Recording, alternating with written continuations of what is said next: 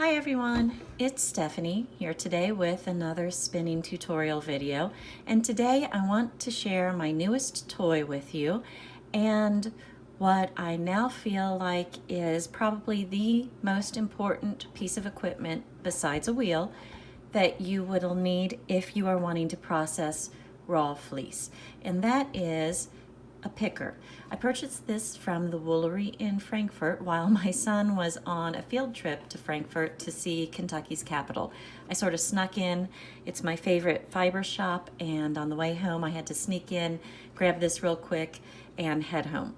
Anyway, there are two different types of pickers. Well, there are more than that, but for our purposes, I'm just going to talk about two. And that is the one that I have, which is smaller. It is a box picker. And then there is a larger one that swings back and forth. There are two reasons that I purchased the type that I purchased. One is it's not as expensive as the bigger pickers. And two, it locks like this. I have young kids in the house and animals in the house, and a picker can be a dangerous piece of equipment. So I didn't want anyone accidentally getting hurt on it.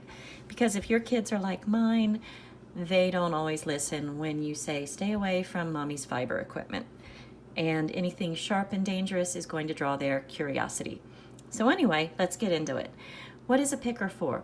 Well, it is for taking fiber that you've already scoured or cleaned and helping open up the locks, which in turn helps to get rid of any vegetable matter like this that is left in the fiber.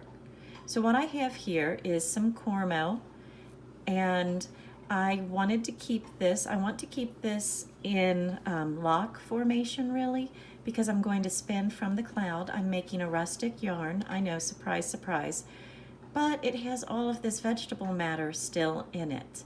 So instead of going through and picking out all of this by hand, which is very time consuming, you can do it, but it takes a long time. Instead, use the picker, open up the locks, and a lot of the vegetable matter just falls right out. So let's get started, and I will show you how to use it.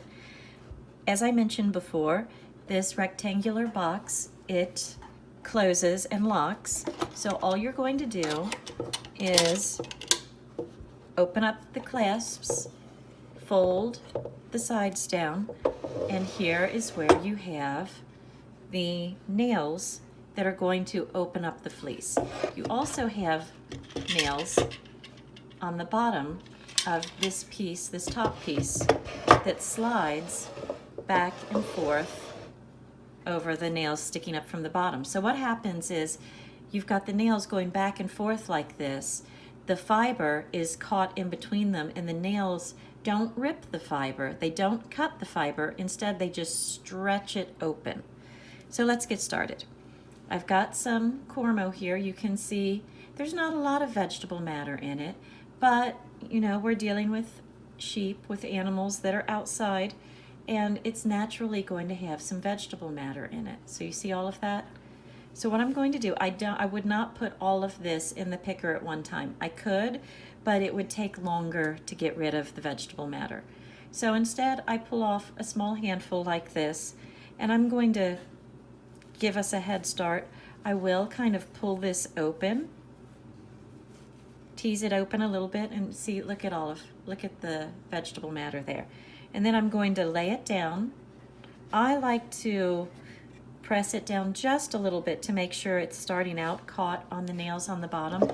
And then I could just come in from here and slide it forward, slide the top piece forward, but instead I like to pick it up, put it down so that already the fleece is caught between the top and the bottom teeth. Okay, so then it's simple. All you do is back and forth. Sorry, there's Percy in the background. Probably my husband is getting in, and Percy has to bark to tell me. So you see, we are opening up a lot of the locks. Now see, there's still some, I don't know if you can see that right there. There's still some vegetable matter in here, but that's okay.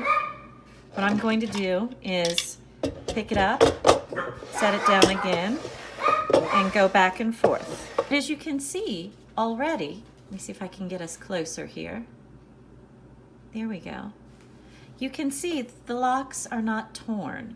Instead, they're just pulled open, which allows some of the vegetable matter to fall down in the picker. You see, right here. There's a little bit of that. It just falls out, okay? Now, there's still some in here. See that? So what I could do is I could put this back in, or I could just pick the little bit that's in here out. Pick the bigger pieces out, okay? And that's what I'm going to do only because I am not planning on combing this fleece. Here's another larger piece right there. I'm not planning on combing this fleece. I'm planning on doing an art yarn that keeps a little bit of the fiber lock structure, okay? But see, look, it looks so much better. Yeah, there's still a tiny, tiny bit, but that's okay. The reason there is more, there's more vegetable matter left in this particular fleece is because I left some of the lanolin in, because I knew I would be spinning it from the lock. I knew when I saw this fleece, what I wanted to do was to spin it from the lock and make a nice rustic yarn. But I am going to go ahead and go through and pick this a little bit more. You can see some of it still falling out there. A little more. Here's a piece that didn't fall out that I'm just going to pick out. So you'll still have to do a little bit of picking by hand, especially if you do want to keep the lock formation, but it eliminates a lot of it. So pull that off. Sometimes you'll have fiber on the teeth here too, but you see it pulls off. It's remarkably clean. And here is the fleece that is much better. And so what I do is I just put the finished pieces in a pile, and I will go through, grab some more. Here's a little bit, tease it out, just to give it a head start. Here's a big piece. I can't help myself. I still have to pick at it by hand if I see a piece instead of just letting it go. You might say, well, then what's the point of having a picker? Well, because it gets all those little tiny bits that I can't seem to manage with my fingers anymore now that I'm getting older. And it does a much greater amount of fiber at one time than I'm able to do. Look at that lock. Isn't that pretty? Look at the crimp there. I love that. I love spinning Cormo. It's so, so soft. And if you leave a little bit of the lanolin in, it makes your hands softer as you're spinning. It's a lovely fiber to spin. It's very much like merino, but I feel like it's got a little bit more bounce to it than merino does. So it also helps you, using the picker also helps you find pieces like this, second cuts. You don't want that in your yarn because it's going to fall right out if you're spinning. You see those? That's where the shearer went through and sheared the fleece off once and then had to come back in because they missed a few little small spots. So that's what those are. And I don't want those in this yarn. You could save them and use it as texture if you were making an art bat or a different type of art yarn, but I'm not doing that this time. And here's this, another second cut. You can see some of the fleece got stuck on the top this time. That's okay. You just pull it off. And here you have a nice, clean bit of fiber. And I will tell you, this has saved me so much time, you all. I like to process fleece by myself. I prefer to have processed the fleece from the beginning to the end instead of buying it already processed.